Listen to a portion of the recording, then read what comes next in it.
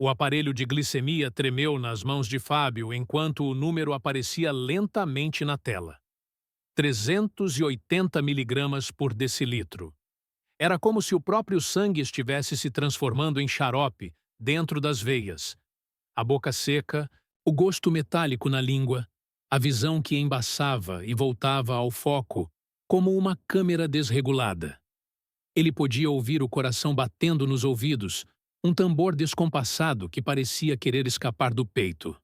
No quarto ao lado, Sofia e Lucas ainda dormiam. Mariana já tinha saído para o trabalho, deixando um bilhete na geladeira que ele mal conseguia ler. As letras dançavam, se multiplicavam, se fundiam umas nas outras. 3 anos de tratamento. 3 tipos diferentes de remédios espalhados sobre a mesa da cozinha como soldados derrotados numa guerra perdida.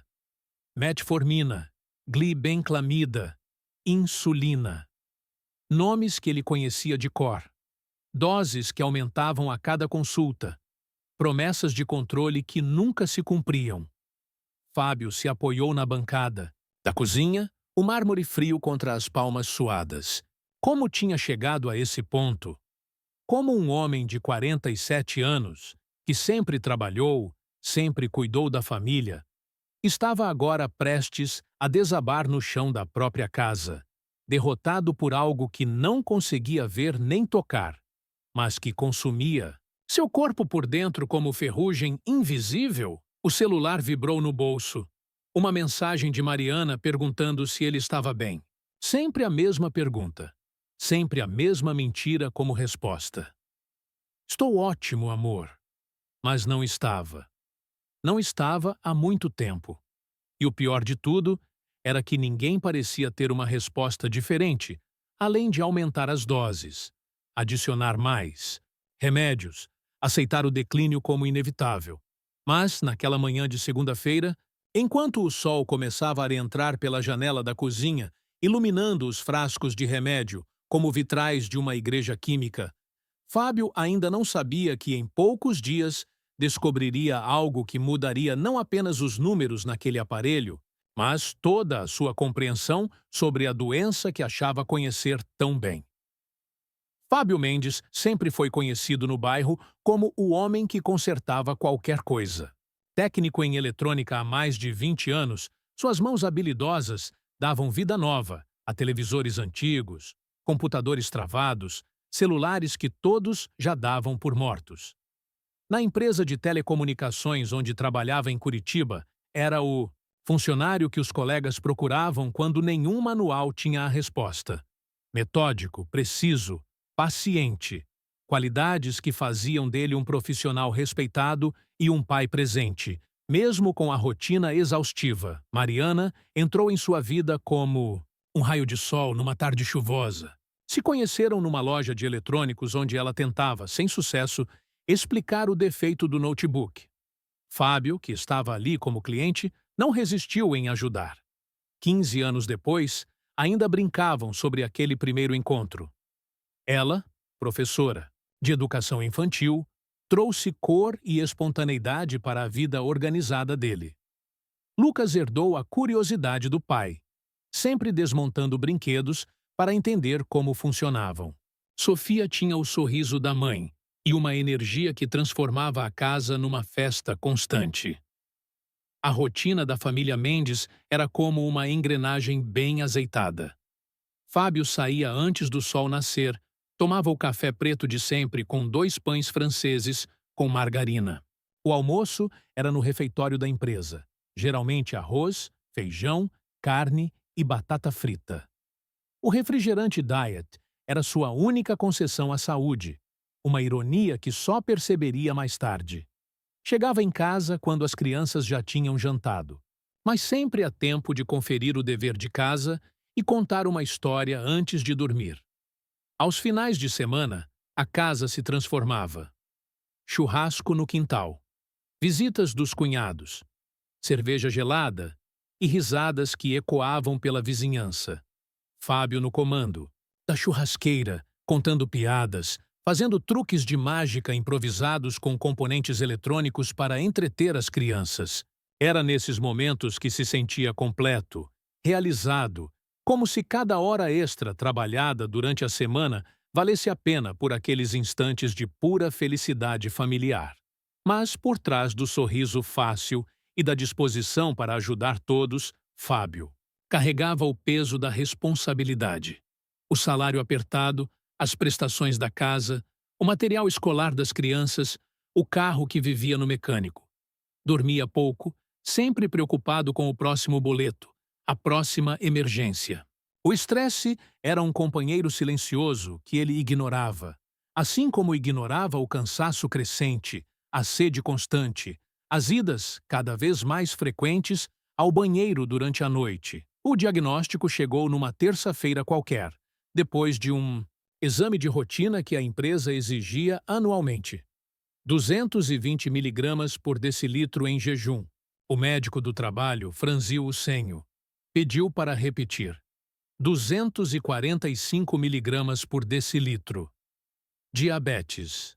Tipo 2. Sem margem para dúvidas. Fábio lembrava do momento exato em que ouviu as palavras, como se o mundo tivesse pausado por alguns segundos. Diabetes. A mesma doença que levou seu pai, que deixou sua mãe meio cega, que transformou seu tio numa sombra do homem robusto que costumava ser.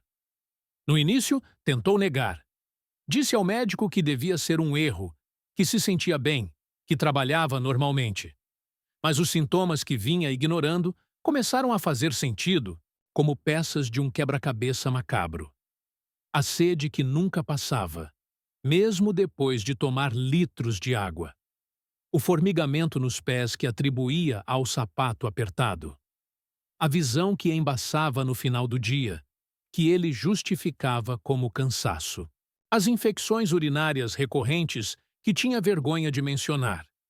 Mariana recebeu a notícia com a praticidade de sempre, mas Fábio viu o medo passar rapidamente pelos olhos dela. Fizeram listas, compraram livros, assistiram vídeos no YouTube, a geladeira foi reorganizada, os doces sumiram, o refrigerante normal foi substituído pelo Diet. Fábio começou com metformina, um comprimido branco que prometia controlar a glicose. O médico foi otimista. Com mudanças no estilo de vida e medicação, dá para controlar perfeitamente. Mas o controle perfeito nunca veio. 3 meses depois, a glicemia em jejum ainda marcava 180 miligramas por decilitro. O médico aumentou a dose, 6 meses, e os números pioraram. Adicionaram glibenclamida, 1 ano, e Fábio já tomava 3 tipos diferentes de medicação. Mas a doença parecia zombar dos esforços. Era como tentar apagar um incêndio com copos de água enquanto alguém jogava gasolina pelas costas. Os efeitos colaterais começaram sutis. Náuseas pela manhã, que ele disfarçava tomando mais café. Diarreia ocasional que o fazia conhecer todos os banheiros no trajeto para o trabalho. Mas foi quando começou a sentir as mãos tremerem durante trabalhos delicados que percebeu que algo estava muito errado. Suas mãos, suas ferramentas mais preciosas, estavam falhando. Componentes minúsculos escapavam dos dedos, soldas precisas se tornavam borrões trêmulos. Os colegas começaram a notar, embora ninguém comentasse diretamente, a neuropatia diabética. Chegou como um ladrão na noite, roubando a sensibilidade dos pés de Fábio pedaço por pedaço. Primeiro, foi apenas um formigamento, como se tivesse pisado em formigas. Depois, a dormência se instalou permanentemente nas pontas dos dedos. Ele explicava para Mariana que era como usar meias grossas de lã o tempo todo, mesmo descalço. Tropeçava em degraus que não conseguia sentir. Chutava móveis sem perceber até ver o sangue. Numa manhã de inverno, ao calçar os sapatos para trabalhar, sentiu algo úmido. Quando tirou o pé, havia sangue no fundo do calçado. Um prego. Tinha atravessado a sola e perfurado seu pé, mas ele não havia sentido absolutamente nada. O ferimento demorou 3 semanas para cicatrizar. 3 semanas de curativos diários, antibióticos e o medo constante de amputação que ninguém mencionava, mas todos pensavam. As crises de hipoglicemia se tornaram uma roleta russa diária. Nunca sabia quando atacariam. Podia estar no meio de um concerto importante, apresentando um relatório, dirigindo para casa. As mãos começavam a tremer. O suor frio brotava instantaneamente. O coração disparava, como se fosse explodir. A visão ficava dupla, depois tripla, depois escura nas bordas, como um túnel se fechando. 2 vezes desmaiou no trabalho.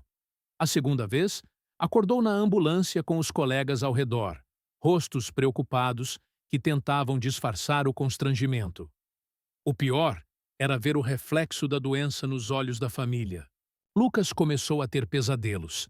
Acordava gritando que o pai estava morrendo. Sofia desenhava a família na escola e sempre colocava Fábio deitado, nunca em pé como os outros. Mariana tentava manter a normalidade, mas ele percebia como ela verificava, discretamente se ele estava respirando durante a noite, como guardava sachês de açúcar em todos os cômodos da casa, como seus olhos seguiam cada movimento dele, procurando sinais de alerta. A vida sexual do casal, antes vibrante e carinhosa, simplesmente desapareceu. A disfunção erétil chegou devastadora e completa. Fábio não conseguia nem falar sobre isso com o médico, muito menos com Mariana. Fingia estar cansado, inventava dores de cabeça, virava de lado na cama fingindo dormir. Mariana tentou conversar algumas vezes, mas ele mudava de assunto, saía do quarto, criava barreiras invisíveis que cresciam a cada noite de rejeição mútua. O isolamento se tornou seu refúgio e sua prisão. Recusava convites para churrascos, inventava desculpas para não sair. Como explicar que tinha medo de desmaiar na frente dos amigos? Como justificar que não podia beber cerveja, comer um simples pedaço de bolo, participar da vida normal que todos ao redor viviam? Fábio se tornou um espectador da própria existência, assistindo de longe enquanto a vida passava como um filme, no qual ele não era mais o protagonista. O sábado começou com sol e risadas no quintal. Lucas tinha montado uma cabana com lençóis, velhos e Sofia corria ao redor fingindo ser uma princesa guerreira. Fábio, tentando esquecer a semana difícil, decidiu brincar com as crianças. Fazia meses que não se permitia esse tipo de alegria simples. Correu atrás de Sofia, fingindo ser um dragão, rugindo e fazendo caretas que arrancavam gargalhadas cristalinas da menina. Foi então que o mundo começou a girar. Não era a tontura usual da hipoglicemia. Era algo diferente, mais profundo, como se o próprio eixo da Terra tivesse se deslocado. O peito apertou numa garra invisível. O ar sumiu dos pulmões. As pernas viraram gelatina. Fábio tentou se apoiar na árvore do quintal, mas suas mãos não encontraram nada além do vazio. O último som que ouviu antes da escuridão foi o grito agudo de Sofia. Acordou com Lucas chorando sobre seu peito, pequenos punhos batendo tentando acordá-lo. Papai, papai, acorda, por favor! A voz do menino estava quebrada de pânico. Mariana apareceu correndo, o rosto branco como papel, o celular já na mão, chamando a ambulância. Sofia estava encolhida num canto, abraçando a boneca, os olhos arregalados de terror puro. Aquela imagem das crianças apavoradas se gravaria para sempre na memória de Fábio como o momento em que tocou o fundo do poço. No hospital, os médicos correram ao redor dele como formigas eficientes. Glicose intravenosa, monitores cardíacos, exames de sangue. 52 miligramas por decilitro. Uma hipoglicemia severa, que poderia ter causado convulsões, coma, morte. O médico plantonista não escondeu a gravidade. O senhor teve muita sorte. Mais alguns minutos e poderia ter sido irreversível. Sorte. Fábio quase riu da ironia. Onde estava a sorte em traumatizar os próprios filhos? O médico endocrinologista, que o atendia há 3 anos, apareceu no final da tarde. O mesmo semblante cansado, a mesma pasta sob o braço, as mesmas palavras vazias. Vamos ajustar a insulina. Talvez adicionar mais um medicamento. O diabetes é progressivo, senhor Fábio. É assim mesmo. Foi nesse momento que algo quebrou dentro dele. Não era tristeza ou raiva. Era algo pior. Era resignação. A aceitação de que estava numa espiral descendente sem saída. Mariana dirigiu em silêncio na volta para casa. As crianças no banco, de trás, quietas demais para a idade. Quando chegaram, Fábio foi direto para o banheiro, trancou a porta e encarou o espelho. O homem que olhava de volta era um estranho. Olheiras profundas como crateras, rosto inchado pelos corticoides, olhos sem vida. 47 anos e parecia ter 70. As lágrimas vieram sem aviso.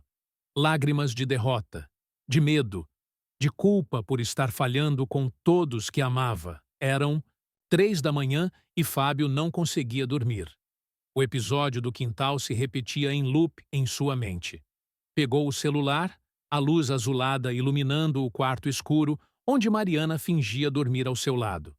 Digitou no Google: diabetes piorando mesmo, tomando remédios. Milhares de resultados. Fóruns, blogs, artigos médicos que ele mal entendia. Foi pulando de link em link, uma jornada digital desesperada em busca de algo, qualquer coisa diferente do que ouvia há 3 anos. Foi então que encontrou o vídeo.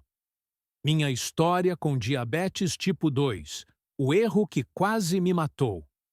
O homem no Minute Centos em vídeo tinha a mesma idade de Fábio, o mesmo semblante cansado, a mesma história de medicamentos que não funcionavam. Mas algo no tom dele era diferente. Não era resignação. Era revolta misturada com descoberta. O homem falava sobre resistência. A insulina, sobre como os medicamentos tratavam apenas os sintomas, não a causa. Falava sobre inflamação crônica, sobre como certos alimentos considerados saudáveis para diabéticos, na verdade, pioravam a situação. Fábio pausou o vídeo quando o homem mencionou algo específico: a importância do jejum intermitente e da restrição de carboidratos, mesmo os integrais. Era o oposto de tudo que os médicos haviam dito. Coma de 3 em 3 horas. Carboidratos integrais são essenciais. Frutas são liberadas. Mas aquele homem mostrava exames, gráficos de glicemia, fotos do antes e depois. Não eram promessas vazias. Eram dados, evidências, resultados documentados. Passou as próximas horas mergulhado em pesquisa. Artigos científicos sobre cetose, nutricional, estudos sobre reversão de resistência à insulina, depoimentos de pessoas que reduziram ou eliminaram medicamentos. Um mundo de informação que nenhum médico havia mencionado. Não era sobre comer menos. Era sobre comer diferente. Não era sobre tomar mais remédios. Era sobre entender por que o corpo estava resistindo à própria insulina. Quando o sol começou a entrar pela janela, Fábio tinha preenchido 3 páginas de anotações. Alimentos a evitar, estratégias de jejum, formas de medir cetose. Mas, mais do que informação, tinha algo que não sentia há muito tempo: esperança. Não uma esperança cega, mas fundamentada em ciência, em experiências reais de pessoas reais. Pela primeira vez em 3 anos, vislumbrava um caminho que não era apenas sobreviver, mas possivelmente prosperar. Mariana acordou e o encontrou cercado de papéis, o notebook aberto em múltiplas abas. "O que você está fazendo?" perguntou, a voz ainda rouca de sono. Fábio a olhou, e ela viu algo diferente em seus olhos. Não era mais o olhar derrotado dos últimos meses. "Acho que descobri o que estávamos fazendo errado", ele disse, segurando a mão dela. Tudo. A mudança começou numa segunda-feira. Fábio acordou e, pela primeira vez em 3 anos, não tomou o café da manhã. apenas água com uma pitada de sal rosa. O jejum intermitente havia começado. Mariana achou loucura. Os colegas de trabalho acharam radical, mas Fábio estava determinado. Tinha lido sobre a importância de dar tempo para o corpo reduzir naturalmente a insulina, quebrar o ciclo vicioso de picos e quedas de glicose. O almoço foi uma revolução silenciosa. Enquanto os colegas comiam arroz, feijão e pão, Fábio tinha uma marmita com folhas verdes, abacate, ovos cozidos, azeite de oliva e um pedaço generoso de salmão. Sem carboidratos processados, sem açúcar escondido, sem as comidas saudáveis, que mantinham sua glicemia numa montanha russa. Os primeiros dias foram difíceis. Dor de cabeça, irritabilidade, uma vontade quase incontrolável de comer pão. Mas ele persistiu. Na primeira semana, algo extraordinário aconteceu. A glicemia em jejum, que há meses não baixava de 180 miligramas por decilitro, marcou 140. Fábio mediu 3 vezes para ter certeza. Na segunda semana, 120. Começou a reduzir a insulina com supervisão médica, embora o endocrinologista estivesse cético. "Isso é temporário", disse o médico. "Logo vai subir de novo." Mas não subiu. Um mês depois, Fábio estava irreconhecível, mas no melhor sentido possível. Tinha perdido 8 quilos, mas não era só isso. A energia havia voltado. Acordava às 5 da manhã sem despertador, disposto, alerta. As mãos não tremiam mais. A neuropatia, embora ainda presente, havia parado de progredir. Conseguia trabalhar, com componentes minúsculos novamente, a precisão de volta aos dedos habilidosos. Lucas foi o primeiro a notar a mudança profunda. "Pai, você está diferente. Está mais feliz." Era verdade. Fábio voltou a brincar no quintal, mas agora sem medo. Voltou a contar histórias antes de dormir, a fazer os truques de mágica com eletrônicos. Sofia desenhou uma nova família. Na escola. Dessa vez, Fábio estava em pé, sorrindo, segurando a mão de todos. A reconexão com Mariana aconteceu naturalmente, sem pressa, sem pressão. Uma noite, depois de colocar as crianças para dormir, se encontraram na cozinha. Ela preparava um chá, ele lavava a louça. Seus olhos se encontraram e havia algo ali que estava perdido há muito tempo. Desejo, cumplicidade, amor sem o peso da doença entre eles. Quando se beijaram, foi como um primeiro beijo, cheio de promessa e possibilidade. 3 meses após aquele desmaio no quintal, Fábio estava no consultório para exames de rotina. Hemoglobina glicada, 5,8%. O médico olhou o resultado 3 vezes. "Isso está melhor que muitas pessoas sem diabetes", admitiu, genuinamente surpreso. Fábio estava tomando apenas metformina em dose mínima. A insulina, a glibenclamida, os outros medicamentos, todos haviam sido descontinuados gradualmente. Não era cura, Fábio sabia disso, mas era controle real, vida real, não apenas sobrevivência. O aparelho de glicemia mostrava 95 miligramas por decilitro naquela manhã de segunda-feira, 6 meses depois do pior dia de sua vida. Fábio olhou para o número, mas dessa vez não havia tremor nas mãos, não havia medo no peito. Era apenas um número, uma informação, não uma sentença.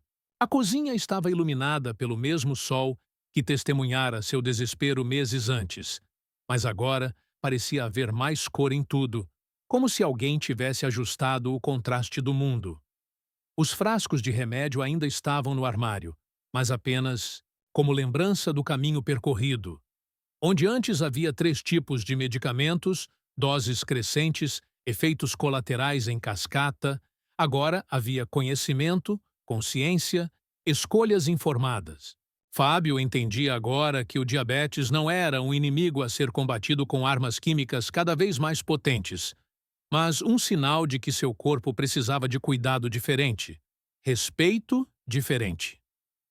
O erro sutil que quase custou sua vida não estava nos remédios em si, mas na abordagem. Tratar sintomas sem entender causas. Adicionar medicamentos sem questionar o estilo de vida. Aceitar a piora como inevitável sem buscar alternativas.